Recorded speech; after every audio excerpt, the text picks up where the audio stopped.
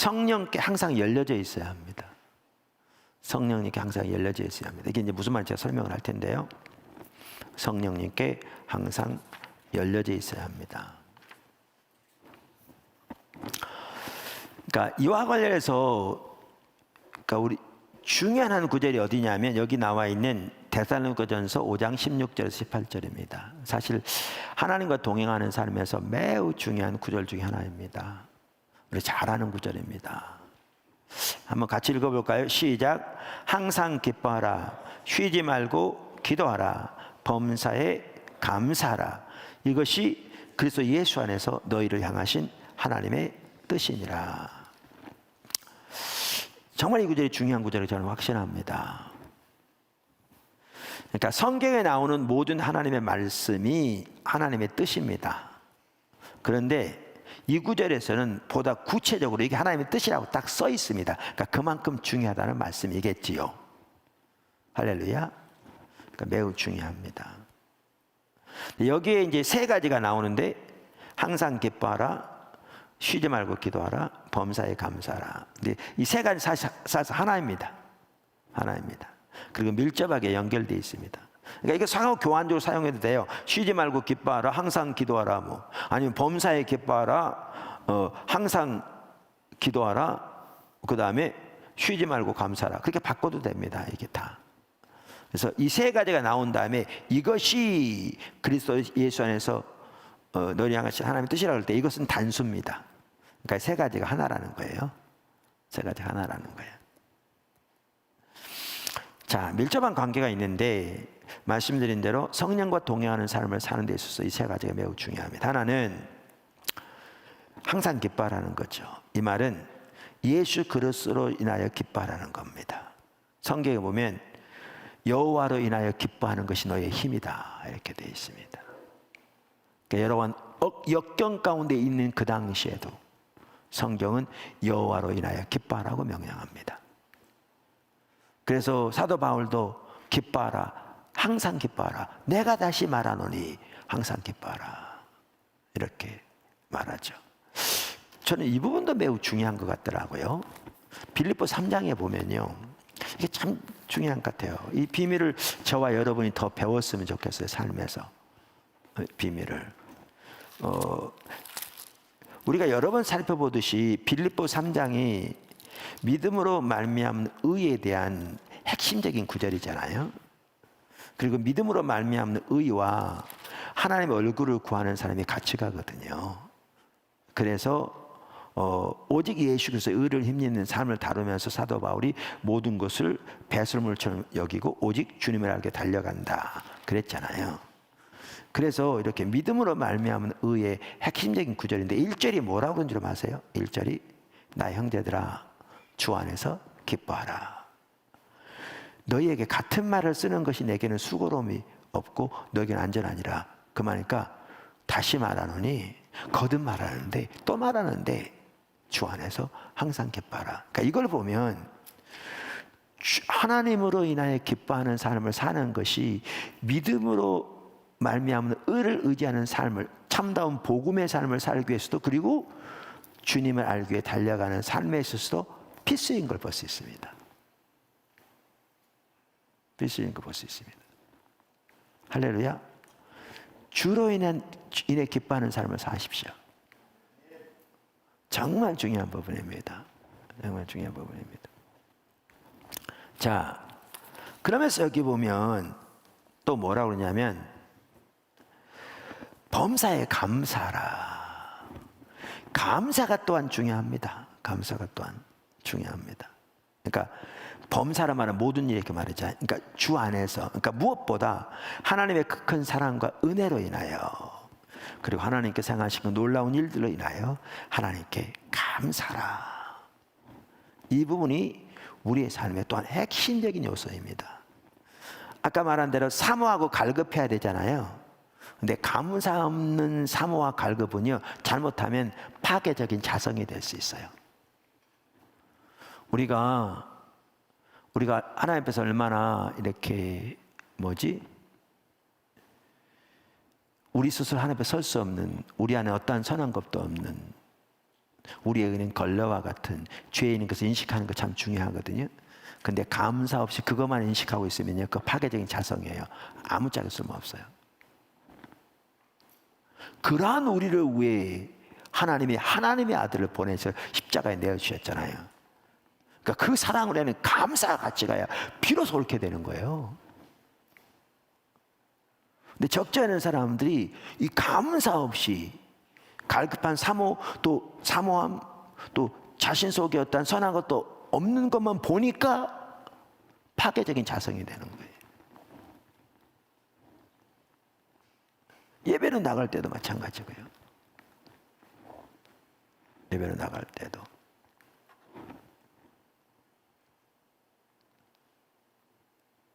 그러니까 우리 찬양 중에 주여 넘어집니다. 또 실수합니다. 나가죠. 근데 그 핵심은 거기 아니에요. 그 후렴에 있어요. 한없는 주님의 영광, 온당 가득한. 그리고 우리를 세우실 그분의 신실하심. 거기에 있는 거예요. 핵심이. 할렐루야. 그래서 이렇게 반면에 감사는 우리 삶에서 정말 하나님의 능력을 풀어놓고요. 감사할 때 하나님 향하시면 더 잘 볼 수 있고요. 자신과 상대방에 대한 올바른 관점을 볼 수 있어요.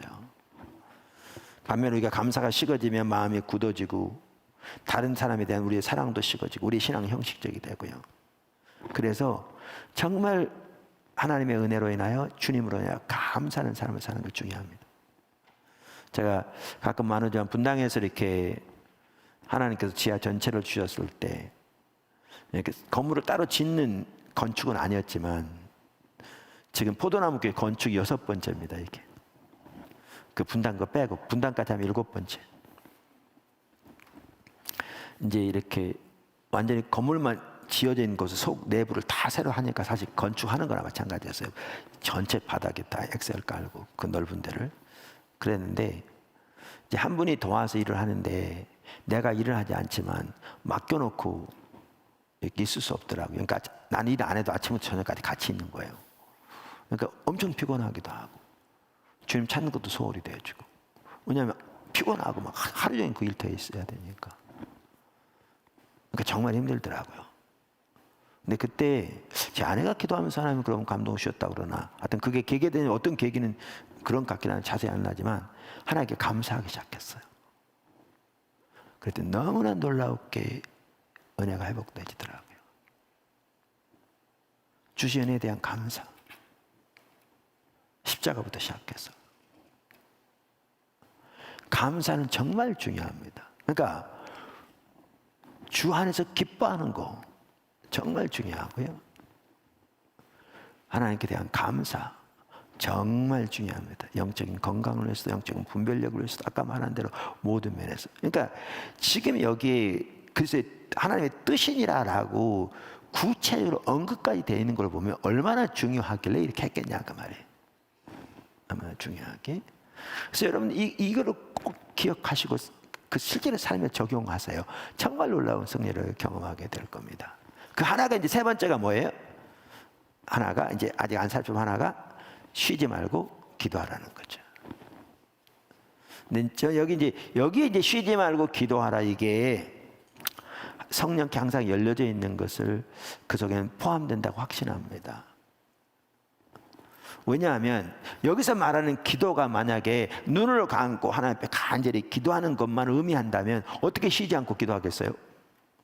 밥도 먹어야 되고 직장도 다녀야 되고 일도 해야 되고 운전도 해야 되고 이럴 텐데 어떻게 눈 감고 기도만 하고 있냐고요. 쉬지 말고 하라고 돼 있는데. 그러니까 기도를 그렇게 이해하면 이 말은 순종할 수 없을 겁니다. 순종할 수 없을 겁니다. 하루 종일 성전에만 머물러 있는 사람도 못 하겠죠. 화장실도 가야 되고 뭐 밥도 먹어야 되고 아까 말 잠도 자야 되는데 사람과 때로는 대화돼야 되는데. 그러니까 기도를 그렇게 이해하면 할 수가 없습니다. 그런데 어느 분의 주석에 보니까요, 이분이 제가 알기로는 F.A. 브루스가 이렇게 얘기한 걸로 기억하고 있는데, 이렇게 표현했더라고요. 기도의 본질은 입술을 여는 데 있는 것이 아니라 마음을 하나님께 향하여 여는 것이다.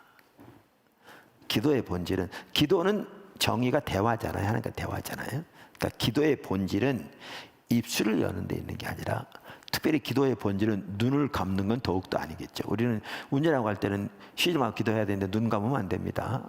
눈 뜨고 얼마나 기도할 수 있습니다.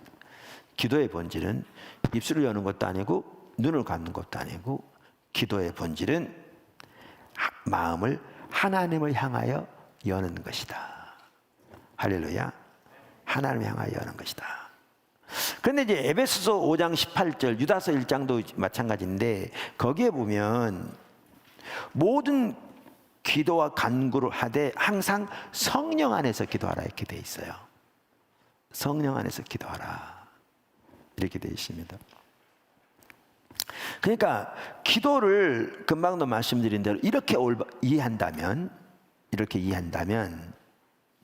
우리 이렇게 말할 수 있습니다.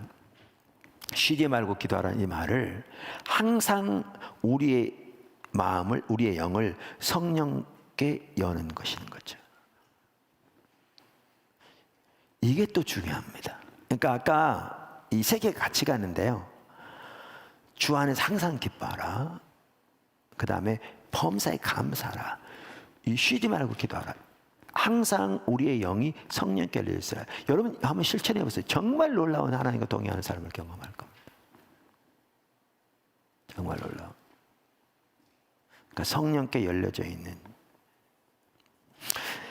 그러니까 성령께 열려져 있다는 말은, 우리는 항상 성령님을 의식하고 우리의 영을 그분을 향해서 열려진 상태로 그분을 바라보는 것을 말합니다. 그러니까 제가 예를 여기 두 가지 들었는데 이런 겁니다. 제가 어떤 분하고 상담할 때, 그러니까 우리 포도나무교회 지체들이 저를 많이 배려해줘서 저를 귀찮게 많이 안 합니다. 그리고 또 주변에 오이코스 리더도 있고 교구장님도 있고, 또 어떤 분은 제 아내가 또 도와줄 수 있고, 그래서 초기에는 교회가 처음 세워질 때는 어떤 일만 생기면 아무도 중간에 막아설 사람이 없어서 모든 화살이 저희까지 왔는데, 이제 교회가 든든히 세워져 가면서 하나님만 우리의 성벽이지만 많은 성도들이 성숙하고 자라나니까 저희까지 거의 올 일이 없이 주변에서 다 리더들이 도와주고 이끌어주고 인도해주고 보살펴줘서 이렇게 교회가 세워져요. 그게 정말 건강한 교회인 거죠. 너무 감사하죠. 근데 이제 어떨 때는 성도들이 저에게 이제 어떤 문제를 상담해 오는데, 나에까지 올 정도면 해답이 쉽지 않은 경우가 대부분입니다. 왜냐하면 해답이 쉬운 거면 벌써 거기서 해결했겠죠. 그러면 해답이 쉽지 않을 때 제가 제 일이 아니라 함부로 말할 수는 없잖아요. 이분에게 너무나 소중한 일이고 그분의 인생에 매우 중대한 일인데, 그러면 저는 이제 얘기를 합니다. 이렇게 눈을 보고 얘기해요. 근데 제 영은 이렇게 얘기할 뿐만 아니라 하나님 향해 열려져 있으면 속을 하나님 어떻게 합니까? 이 사건을 도대체 어떻게 해야 합니까? 하나님 지혜를 주십시오. 그러니까 이 쌍방이 돼 있는 거죠. 이렇게 쌍방이.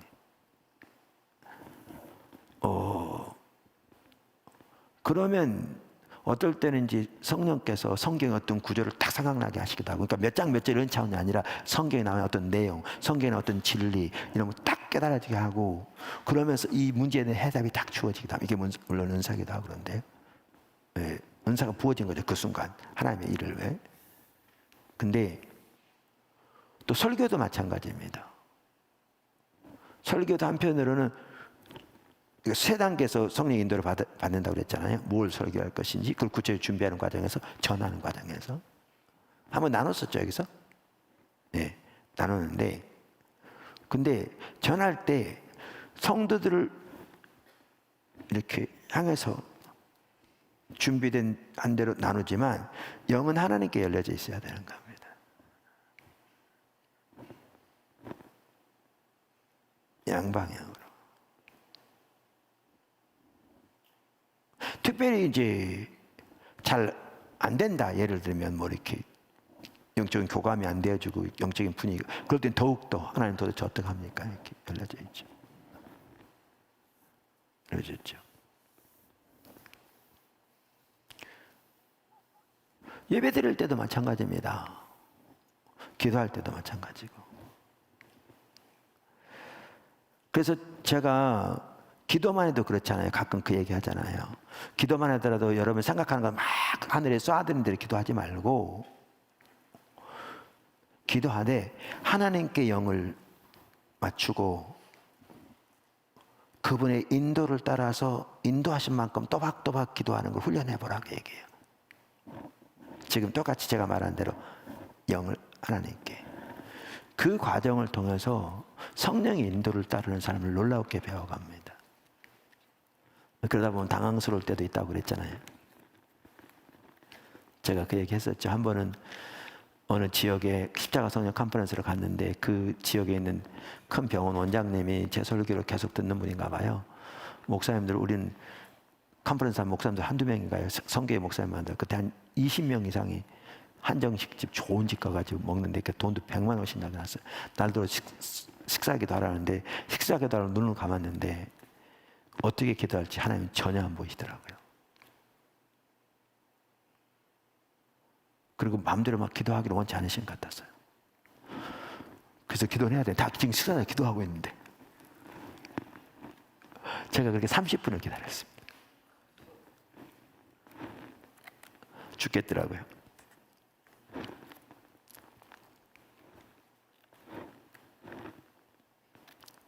그리고 그 다음 모기도니 전혀 기도 안 나는데 그 다음부터 그분은 안 나왔습니다. 한번 영국에 가서, 저는 몰랐는데 나중에 어떤 분이 그러더라고요. 영국 목회자를 위한 컨퍼런스 인도하기 전에 그 다음 주일부터면 금요일 철학이던가 토요일부터 그 집회 인도하면 금요일 철학이 어느 교회 갔는데 제가 기도한다고 해서 한마디도 안 하고 30분 서 있더래요. 저는 그때는 기억이 안 나는데 한 분이 그러더라고요. 근데 그때부터 기도하는데 그 말한 그대로 됐대요. 그 중에 하나, 그 교회가 성도가 2배가 될 것이고, 근데 1년 만에 그런 일을 하고 되어졌대요. 근데 이렇게 그 기도 하나도 임의대로 할 게 아니라 훈련이 필요하겠죠. 성령께 열려졌으니까 그분의 인도를 따라 성령 안에서 기도하라고 그랬잖아요. 배워가는 게 중요합니다. 자, 보세요. 그래서 주님 뭐라고 그러셨냐면 항상 기뻐하라. 주 안에서 범사에 감사하라. 쉬지 말고 기도하라. 항상 성령께 열려져 있으라. 이 삶을 우리가 훈련하면 할수록 저절로 되진 않아요. 훈련이 필요해요. 우리 육신도 그렇더니 근육만 하나로 훈련 안 하니까 저는 이게 근육이 없는 겁니다. 네. 그래서 육신적인 근육도 훈련해야 있듯이 영적으로도 훈련해야 되거든요. 그래서 성령과 동행하는 삶을 사는 데 있어서 중요한 한 가지가 뭐냐면 데살로니가전서 5장입니다. 늘 성령께 열려져 있는 겁니다. 세 가지 꼭 해보십시오. 할렐루야. 그래서 여기에 이제 하나 덧붙인다면 여기에서 중요한 한 가지가 뭐냐면 성령께 묻는 게 중요합니다. 그러니까 임의대로 딱 결정하지 말고 성령님 제가 어떻게 할까요? 아니면 제가 이렇게 하는 게 하나님 뜻입니까? 그러니까 성경에 보면 예수님이 우리의 지혜라고 그랬잖아요. 그리고 너희가 너의 지혜를 의지하지 말고 하나님을 경외함으로 의지하라고 그랬잖아요. 그러니까 묻는 건 너무나 당연한 거죠. 여기 나와 있듯이 성경에 나온 하나님 사람 중에 제일 잘 물었던 사람이 다윗입니다. 하나님 마음에 합한 자라고 하나님이 말씀하신. 그리고 사울은 하나님께 묻지 않아서 버림받았다고 성경에 써 있습니다. 구절들을 보시면 써 있습니다. 적지 않은 성도들이요, 왜 하나님께 안 묻냐면 그럼 그게 묻는다고 하나님 대답하십니까? 그래서 안 묻습니다. 그러니까 안 물을 것을, 그러니까 하나님 응답 안 하실 것을 믿기 때문에 안 묻는 거죠. 하나님 응답 안 하실 거라고 믿는다는 말을 안 하지만 실제로 믿기 때문에 안 믿는 거죠. 근데 아까 말한 대로 그렇게 살아가면서 한번 물어보세요. 여러분 생각대로 결정하기 전에 여러분이 기대하는 것 훨씬 이상으로 하나님 응답하실 겁니다. 해보세요. 근데 이게 말한 대로 훈련이 필요해요. 우리는 금방 안 먹고 우리 생각대로 하는 게 아예 자기중심적인 삶에 태어날 때부터 찌들어져 있어가지고 하나님 중적인 삶을 훈련해야 합니다.